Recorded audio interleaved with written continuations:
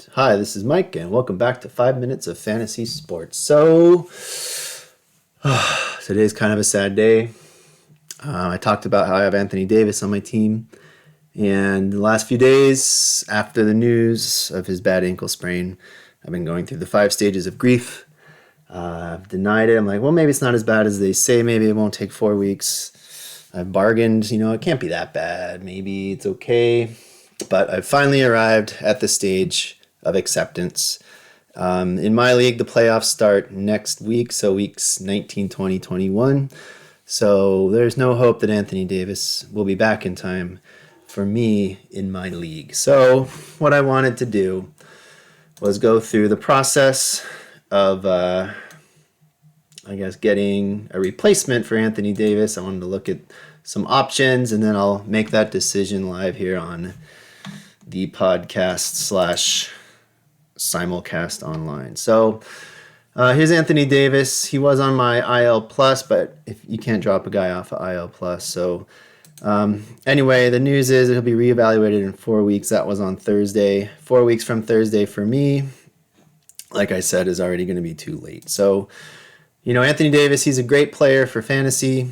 If you just look at his stats, he's been putting up crazy blocks, 2, 3, 5, 3, 4, 3, 2, but he also gets steals as well, and a few assists as well, and obviously lots of points and rebounds. So it's not like there's anyone I can just pick up off of waivers that's going to give me the same kind of statistics.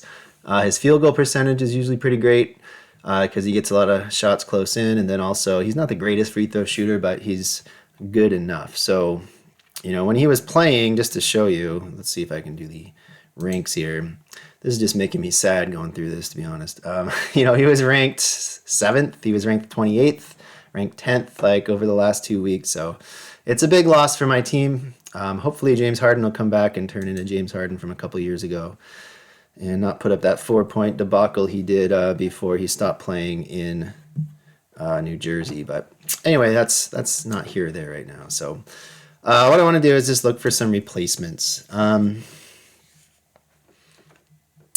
So one way to do it is you can go into your available players. You can do it by ranks and click filter. And then you can sort by the last 7 days or the last 14 days just to get a feel for the players that are out there. So when I do that, I get guys like, JaVale McGee. He would be someone who would help in the field goal percent. He'll get a few blocks as well. A couple steals here and there. He's not getting a lot of minutes. He gets 11, 17, 14. So, he's not a bad option just because he does put up defensive stats. He must have just had one big game or something. Yeah, 15 and 12 and 2, I guess, maybe. Another guy that pops up here is Chuma Okeke. Sorry, I'm just reading. He's getting, consistently 25 or so minutes, it looks like. Not averaging the greatest stats. Jaden McDaniels, he's getting around 25, 30 minutes. He's putting up okay numbers. Terrence Mann, he can put up great numbers on the Clippers, but, he's kind of hit and miss. He had a game where he was 167 from the field, 2 points, 3 assists, or 3 rebounds, I should say. But he does get at least a steal or two a game. And he's going to get minutes on the Clippers because the Clippers have a lot of people injured, unfortunately.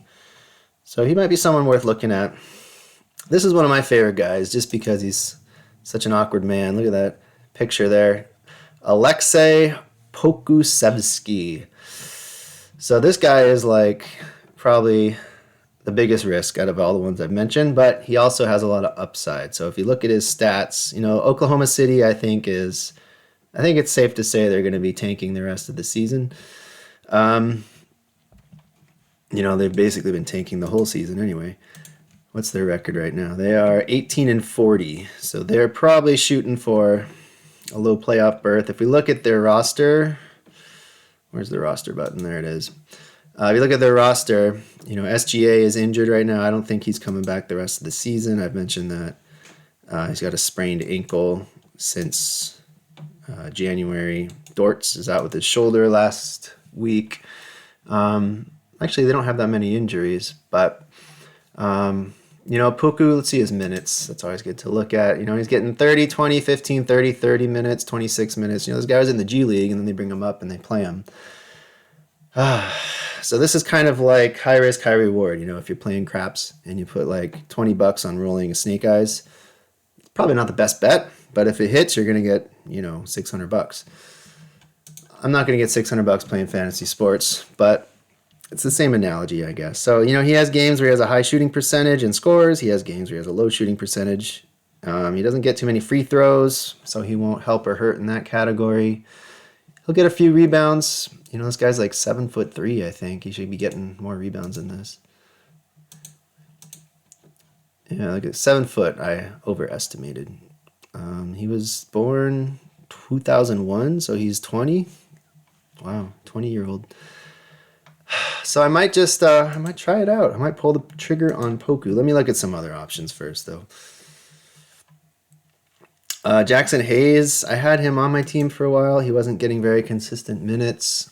He's still in the 20s. Thomas Bryant is finally starting. Let's see if his minutes have gone up at all. Not really.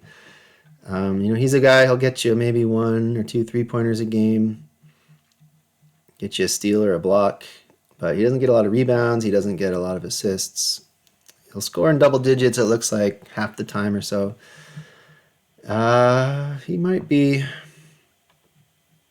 worth picking up too. I don't know. If I need a center, it would be nice to have a guy who's similar to what Thomas Bryant was putting, what Anthony Davis was putting up. Thomas Bryant is no Anthony Davis, but who is really? Well, this is a dramatic podcast. Who am I going to add?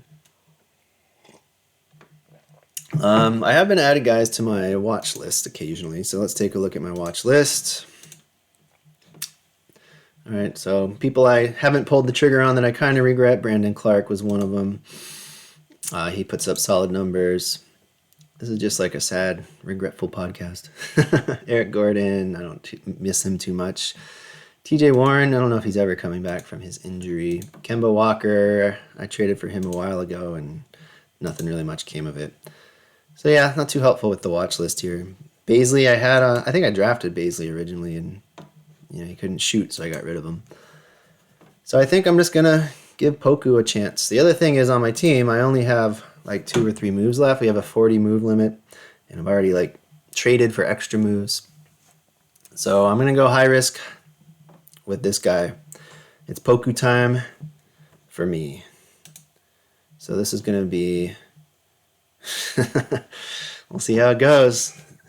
This is either genius or dumb. I'm leaning it's more towards dumb, but you know what? Take a chance. This guy's rostered till the end of the season. I have successfully added Alexei Pokusevsky and dropped Anthony Davis. That just hurts my heart to say. All right, so whenever you add someone, it always messes up your roster, so you can hit the Start Active Players button, and it'll start the guys for the rest of the week. And that's it. I'm going to call it. That was the process I went through. Hopefully, if you're in a similar boat, you can do it as well. You don't have to make the same move as me, but at least you know the process I use. I look at ranks, then I look at stats, then I look at minutes, and just try to find, what my team needs. So that's it for me. I'll see everybody later.